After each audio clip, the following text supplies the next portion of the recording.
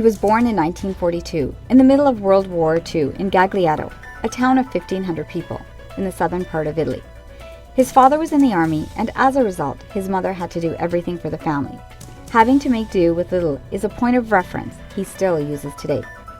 At the age of 21, John Cutruzzola became mayor of his town in Italy. He was Gagliato's youngest mayor. He did not have to campaign. He did not go out door to door. He had no time. He was busy building homes. He was asked to put his name on the list of candidates. But when he came to Canada, it was the worst period of his life. He had no friends. Immigrants at that time were talked down to. He couldn't speak English. Instead of becoming bitter, the pain strengthened his mind.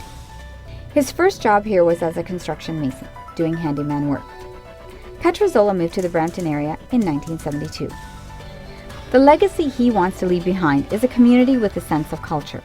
Find out how he changed the face of downtown Brampton and the battle he had to win to do it. Find out how he revitalized this community. Join me, Bina Pandya, as I talk one-on-one with John Cutruzzola right after this break.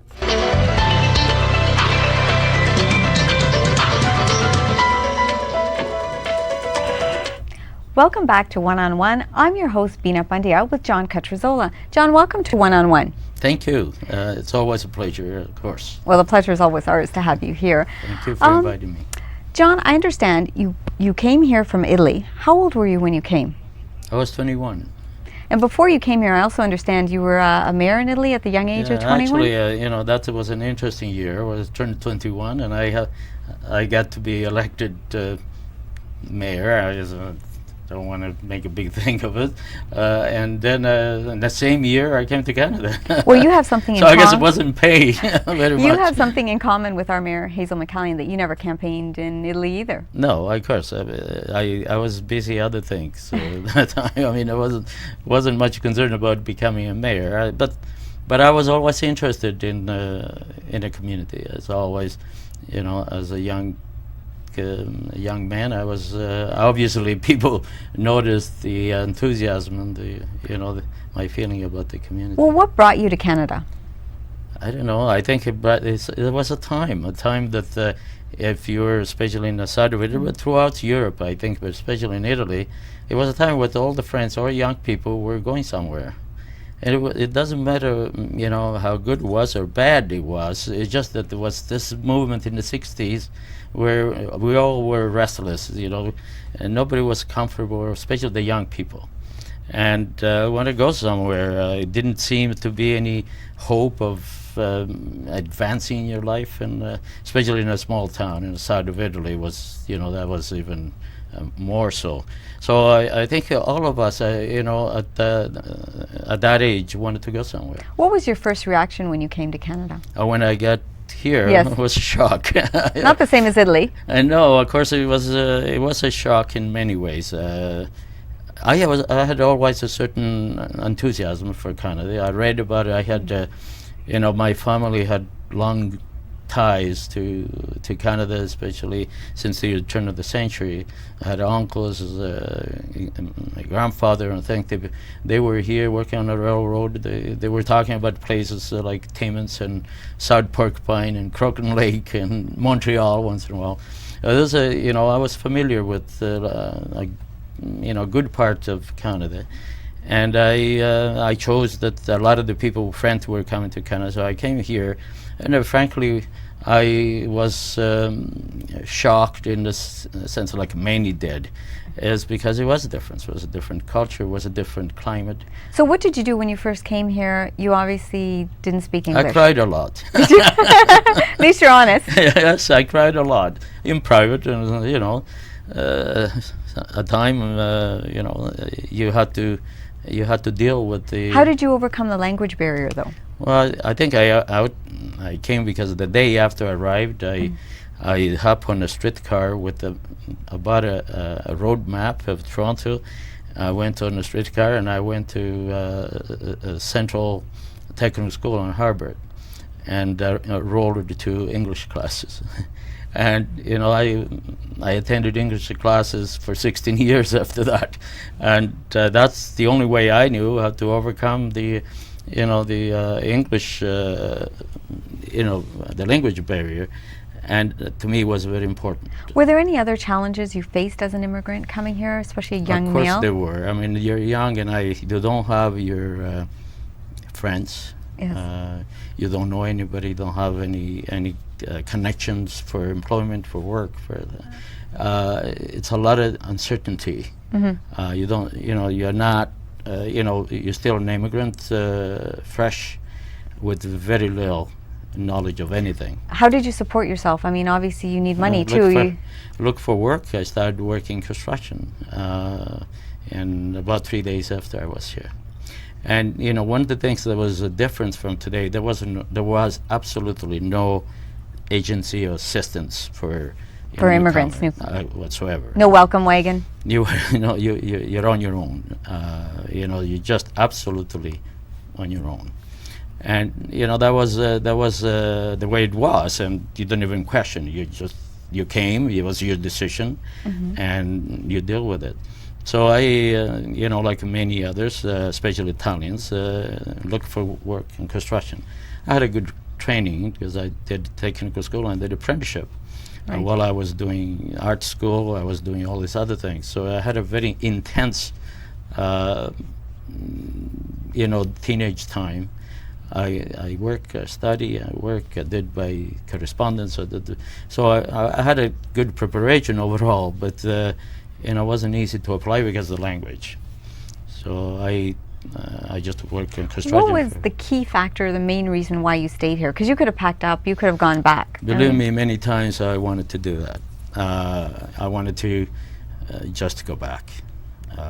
It was a lot of reasons, some social, mainly, more than economic, because I realized in the country, if you wanted to work, the financial side wasn't much of a problem, because as a young man, there's so many things right. I could do. But from a social, quality of life and a social life was really painful. We'll be back right after the break with lots more with John Cutruzzola.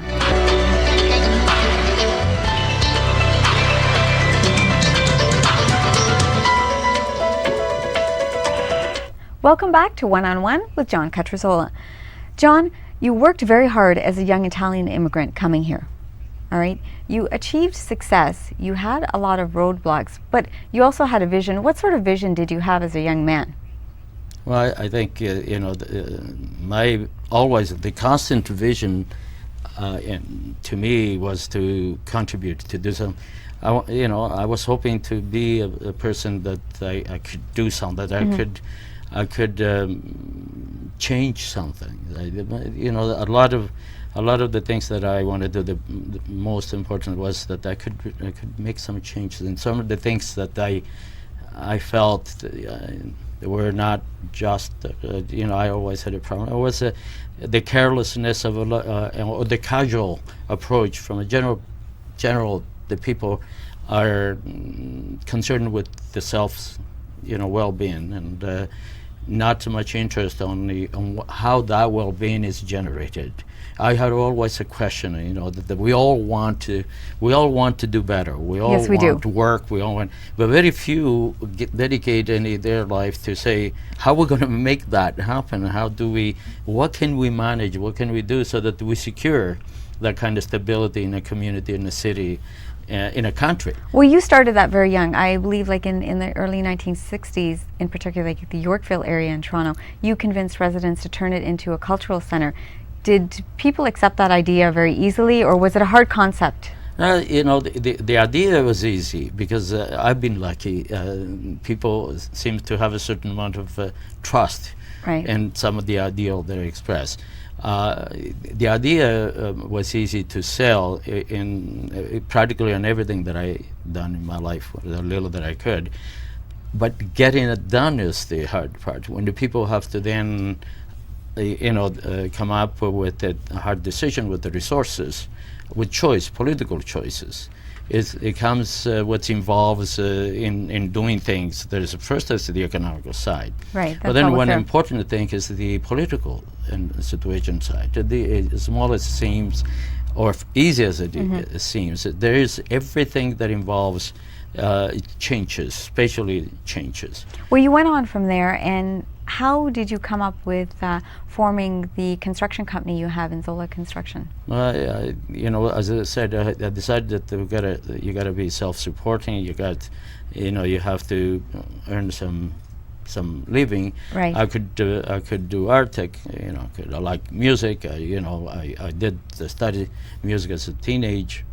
And there were a lot of these things that I absolutely want to do. I want to write. I want to be a writer. I had a lot of enthusiasm, things to do. But I also architecture was to me was always been art, and art and architecture to me is the same thing. And it seems that the construction endeavor offered a little bit of that opportunity to apply to mesh art. both together. So to me, I was the only thing that there was possible for me to do is to try and set up something that I could self-control, that I could do it rather than work for some other people, that I could then express those kind of feeling, that desire that I had, that I could express only if I was in control. You have a successful construction company, but when you started it, you were fairly young. What made you think that you were equipped to run a construction company and a business? The only thing I thought at that time was that we were young. I had two brothers, one younger than myself, and one older than myself. Both of them were hardworking people. They didn't have the skill, but I know they had a good will to work and help. So I felt the support that they would bring to the idea. And no, I wasn't equipped, but I was confident that we would be able to disobligate ourselves with the little project that I wasn't thinking of the big things, but modest little jobs that I knew that working hard we would get disobligated, and we, enough to earn ourselves a living. That was the big expectation of that time. Well, John, all of your little projects have gone on to much bigger projects, and after the break, we'll find out more about all his large projects.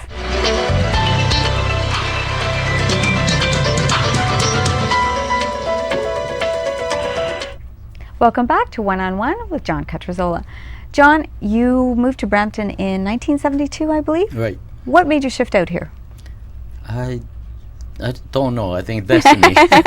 No, I wanted, by 1972 I had brought my parents. I loved my mother. I saw the sacrifice and the pain they went through, and as soon as I felt that I could handle, I brought them over. And because they're people who were self-supported, they had their little piece of land, and so if I brought them here, I knew that the only way that they could live the way I wanted them to live was to have a place where they have a little bit of land, so that they can continue to have a lifestyle that they are used to. That were there, because so that's why I came. I found a place that I still live in today, that had a little bit of land, and it was just the perfect place for to share with my parents. Right. Well, as you said earlier, that with your construction company, architecture has always been a form of art to you, and you held true to your word. You were instrumental in the Peel Heritage Village complex. What was that all about, that project for you? Everything that I did and everything that I do in the sector of architecture is that I always have the habit of asking myself what purposes serves. Right. Some people go into business and say, how much money can I make it, and which is a very important part of it, because otherwise you can't do it. No business can run without money. But I always have the second question, and this is what else this will do. Okay. So every time I did it in Yorkville or a little renovation in the house, I was always trying to bring something that the aesthetics of the place change, and that the neighborhood always benefit from what you do. So you see beauty in construction. Of course, architecture in construction. Architecture is beauty if you do it with that intent. If you have this sensitivity to apply the kind of aesthetic and architecture and artistic side to architecture. Otherwise, architecture can be brutal, but it depends who who's doing it. And so to me, when I see an old building like was many of the buildings in Yorkville, that they would be lost. And the jail on Wellington Street in Brampton was destined to, to disappear. And of course, because it was a jail, wasn't something that the people want necessarily. Nobody really wanted it, did they? But the Mayor Wellens at that time shared the view that something can be done with a beautiful construction, with the structure.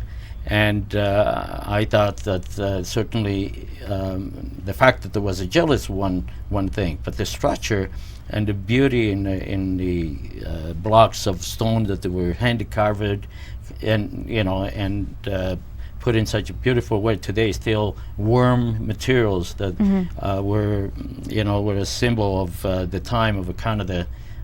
It's almost very rare to find. I mean, our history is not that old. Right. And I thought that and I still think that every little bit that we can save, it is important that we do. And I think that the idea of what to do with an older structures, it's what makes or break it, because economics are important. If it cannot be supported, most likely it's going to go last. And what was going to be done with that structure? Well, with the structure, the best use was going to be used is what we found as a museum and arts gallery. The museum became such a big landmark. Right. It became useful. The art gallery became a success.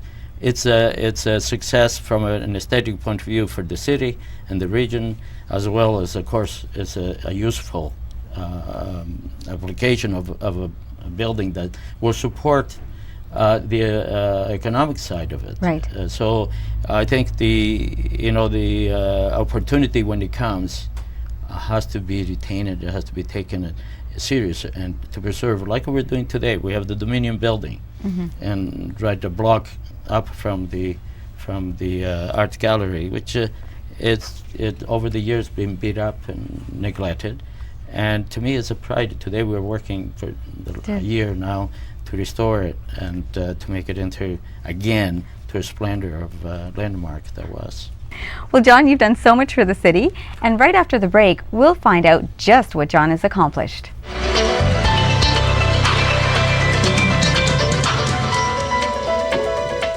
Welcome back to One-on-One with John Cutruzzola. John, you did not end with the Peel Heritage Complex.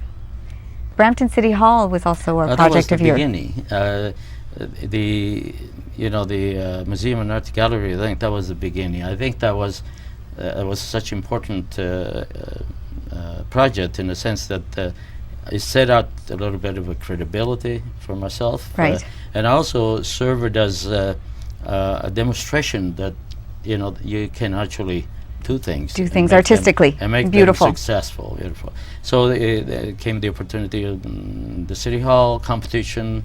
We entered the competition with a group of friends, Bill Canolopoulos, Robert Posleff, the architect, and I think we came in with the proposal that had that, first of all, the artistic input, the cultural importance of a project, and the view of the vision that a building and a capital expenditure can be made to serve more than one purpose. The building in City Hall, a building you can build anywhere. Right. It serves the people inside. Where they built, it makes a difference. Well, obviously the City Hall, you had a key location, and I think it's been recognized by the Toronto Star as one of the GTA's landmarks.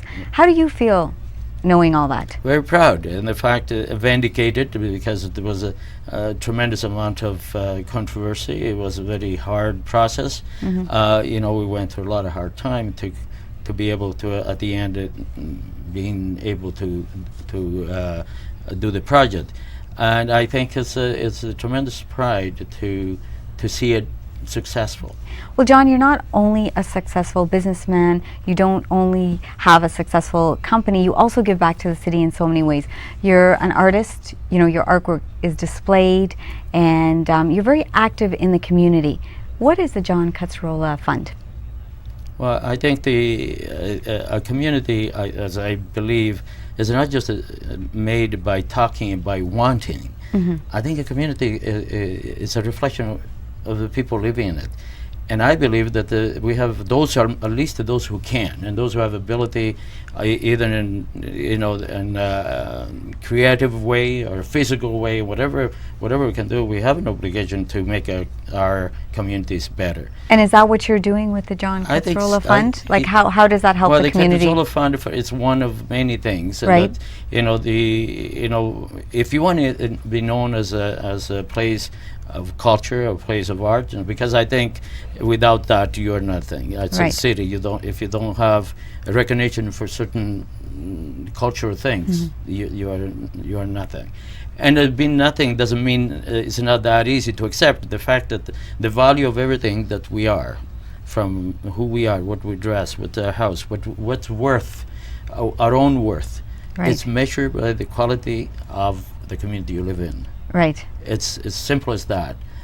Impact on our young children, the future of our children, the sustainability of a good quality of life. It's all tied up to what we put in it. So to me, the arts are important. So I established the little that I could, because the means are limited. My desire is bigger than the means. And I set up the endowment fund for the arts gallery so that we can support a good quality competition years after years that involves being recognized at a place where a competition occurs. Right. The Arts Gallery Appeal has the longest running art competition in Ontario, I understand it, and one of the largest. And it's due to the fact that it's funded and that it's worthwhile participating. So today, every year, the Cutruzzola funds, which is the fund, funny enough, comes from another endeavor that is a community-oriented, and that is the pancake breakfast. The pancake breakfast is a family thing. We get together, with the help of friends, my sons, which are parts of everything I do. Everybody, my wife, friends, they all work hard on this. It's not just the job of John Cutruzzola. There's a lot of other people, friends and family that work with it. And we did that for almost 20 years. And whatever we bring in from the pancake breakfast, it goes into the fund. Well, we'll encourage people to come out to your pancake breakfast, and you've definitely enriched the lives of many people and the city of Brampton. I thank you for being here on One on One.